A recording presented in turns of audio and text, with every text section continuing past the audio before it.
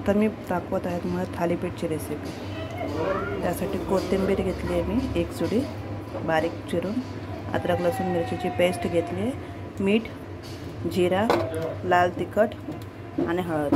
आणि हा जो पीठ घेतला आहे मी ह्याच्यामध्ये नाचणी, ज्वारी, बाजरी, चण्याची डाळ, चणे हे सगळ्या गोष्टी मी मिक्स करून पीठ वाटून घेतलेलं आहे। आता मी हे सगळं मिक्स करेल। हे सगळं ह्याच्यामध्ये कोथिंबीरमध्ये पूर्ण सगळं मिक्स झालं पाहिजे, प्रॉपर सगळं प्रॉपर मिक्स करायचं।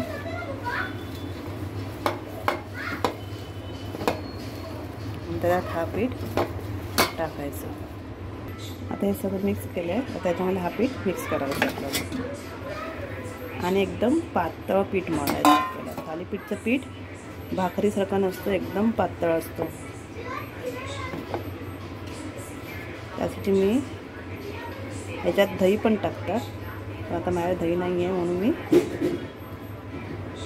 नाही टाकत। तुम्ही दही पण टाकू शकता। आणि ह्याच्यामध्ये मी पाणी टाकते आणि मळून घेते। थालीपीठचं पीठ असं मळायचं ते पातळ। आणि इथे मी पाण्याचा बाऊल घेतला आहे, त्याला पाण्यात हात भिजवायचं, मधावर पाणी टाकायचं, थालीपीठचं पीठ घ्यायचं, पाण्यात हात भिजवायचं, एकदम पातळ व्हायला पाहिजे चांगलं असं।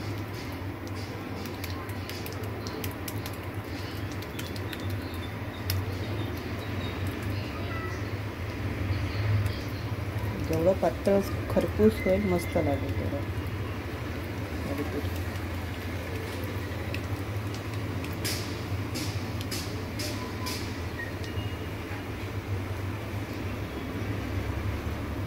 असं करून तो तवा तापत ठेवला, त्या तव्यावर पलटवायचं।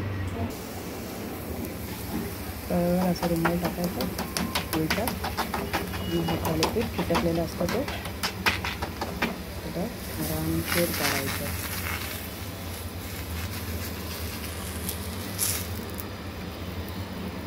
त्याच्यावरती होममेड तूप, मी जे घरी बनवलं तो टाक।